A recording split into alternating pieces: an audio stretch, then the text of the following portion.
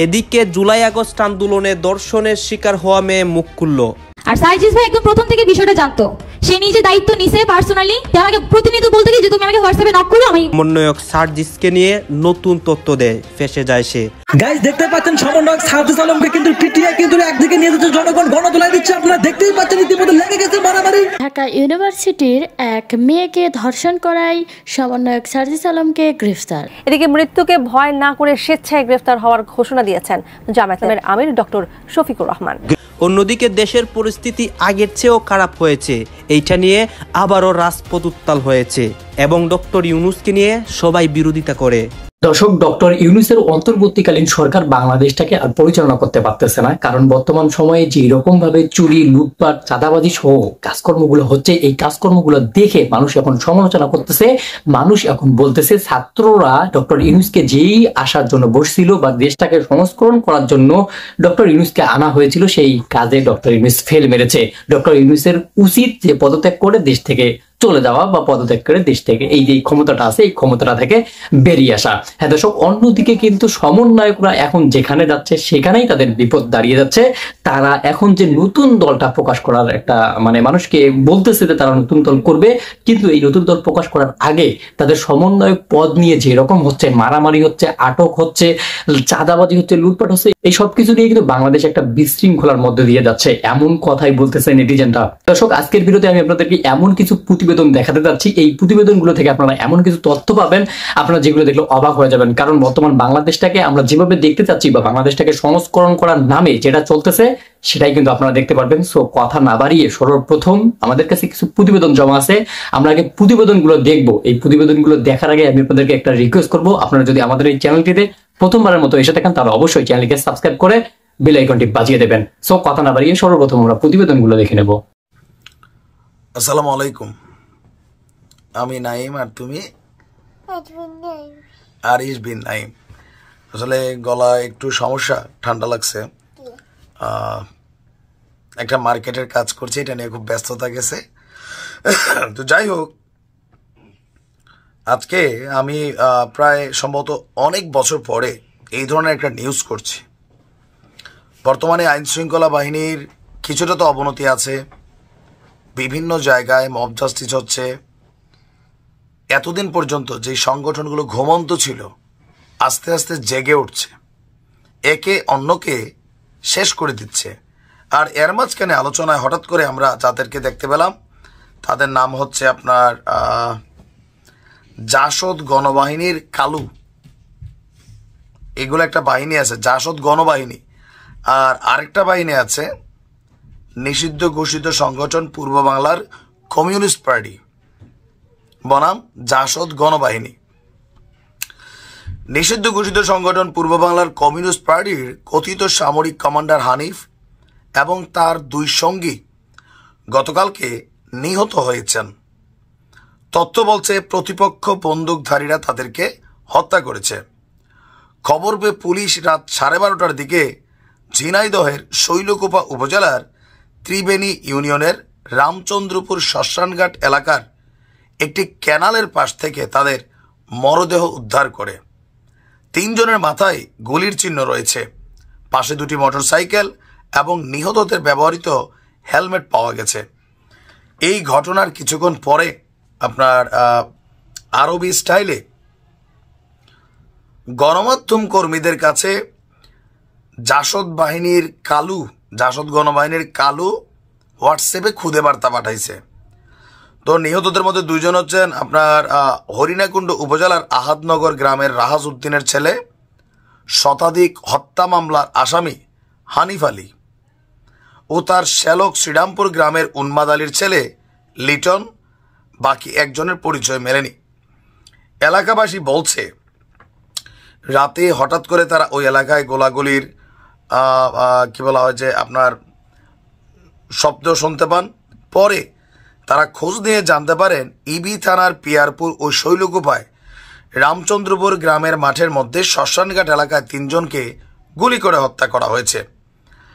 আর আমরা যদি দেখি এখানে হোয়াটসঅ্যাপে যে বার্তাটা এই কালু বাহিনী পাঠিয়েছে তাদের বক্তব্য, এত দ্বারা ঝিনাইদহ, চুয়াডাঙ্গা, মাগুরা, কুষ্টিয়া, যশোর, খুলনাবাসীর উদ্দেশ্যে জানানো যাচ্ছে যে পূর্ব বাংলা কমিউনিস্ট পার্টি নামধারী কুখ্যাত ডাকাত বাহিনীর শীর্ষ নেতা, অসংখ্য গুম, দখলদারি আর বিভিন্ন অপরাধী হানিফ এবং তার 2 সহযোগী সহ জাসদ গণবাহিনীর সদস্যদের হাতে তারা নিহত হয়েছেন। আর এই এলাকায় যারা এরকম গুটিবাজি করবে, অন্যায় করবে, এদের সবার পরিণতি একই হবে।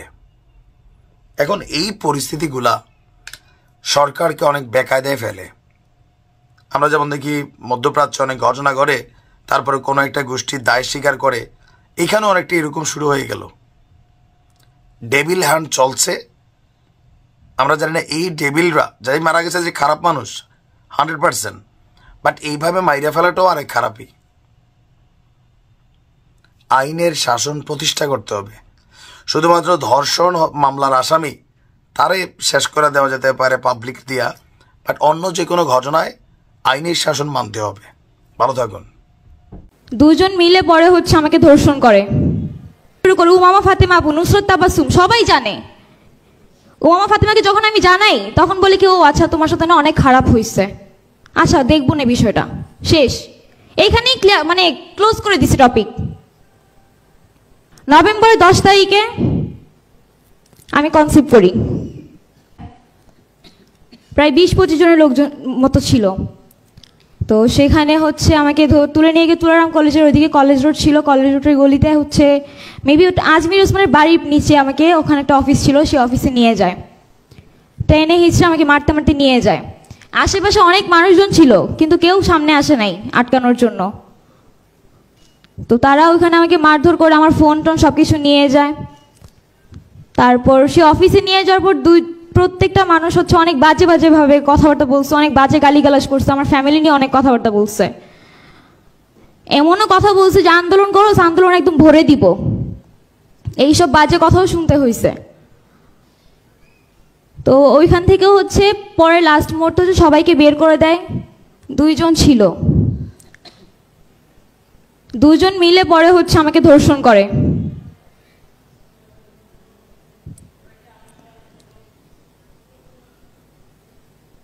এটা এখন পর্যন্ত কোনো মিডিয়াতে আসে নাই, কারণ আমি নিজেই আসতে দেই নাই। বাট যারা পারতো এটা একটা সলিউশন করতে পারতো, এখনো পর্যন্ত তারা ঘুরতেছে, তাদের কোনো শাস্তি হয় নাই।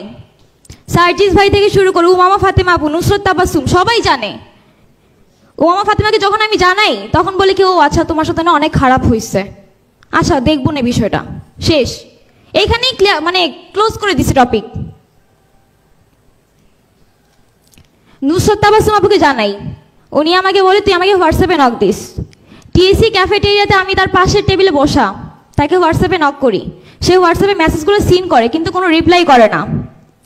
আর সার্জিস ভাই একদম প্রথম থেকে বিষয়টা জানতো, সে নিজে দায়িত্ব নিছে পার্সোনালি, উনি এই বিষয়টা দেখবে, প্রশাসনের সাথে কথা বলে তাদেরকে শাস্তির আওতায় আনার চেষ্টা করবে।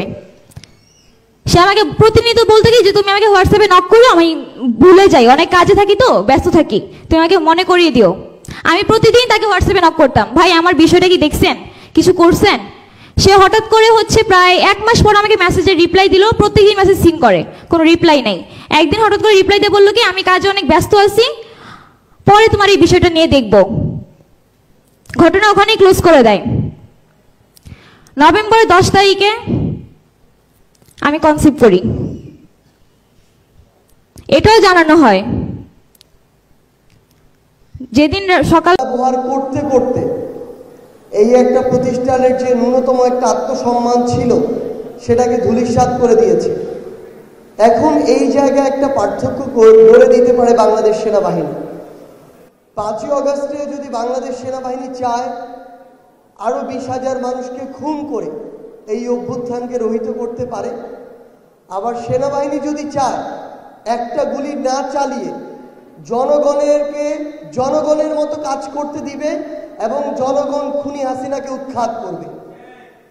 তো বাংলাদেশ সেনাবাহিনী সেদিন ওই একটা যে প্রতিষ্ঠান, ইনস্টিটিউশন যে বাংলাদেশ সেনাবাহিনী, সেটার আত্মমর্যাদাকে ধরে রাখার যে সর্বশেষ যে চেষ্টা, গার্ডস নিয়ে সেই চেষ্টাটি করেছিল বলেই সেদিন সেনাবাহিনীর ওই রাইফেল থেকে গুলি চলেনি, বাংলাদেশের জনগণ ঐক্যবদ্ধভাবে খুনি হাসিনাকে উৎখাত করেছে। খুনি হাসিনা দেশ ছেড়ে পালিয়েছে।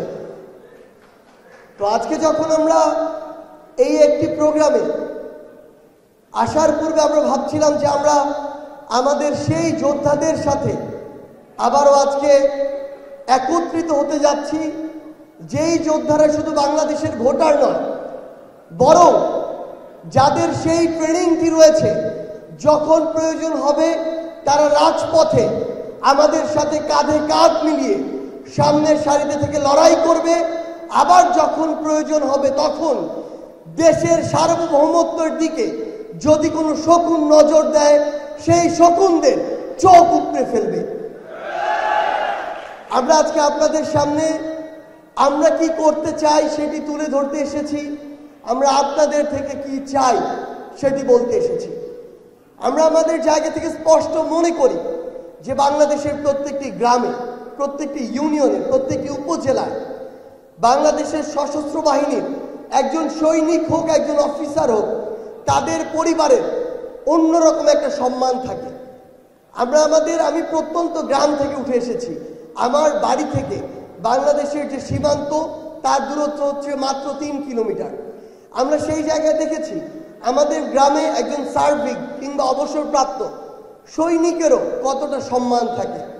আমরা আমাদের জায়গা থেকে মনে করি আপনারা এই সশস্ত্র বাহিনীর বিভিন্ন জায়গায় যে দায়িত্ব পালন করেছেন, আপনাদের ভিতরে যে ন্যায় নিষ্ঠা, যে দেশপ্রেম, যে ডিগনিটি, যে শৃঙ্খলা, এগুলো এখন সময় এসেছে ঘরে বসে না থেকে বাংলাদেশের প্রত্যেকটি গ্রামে গ্রামে ছড়িয়ে দিতে হবে।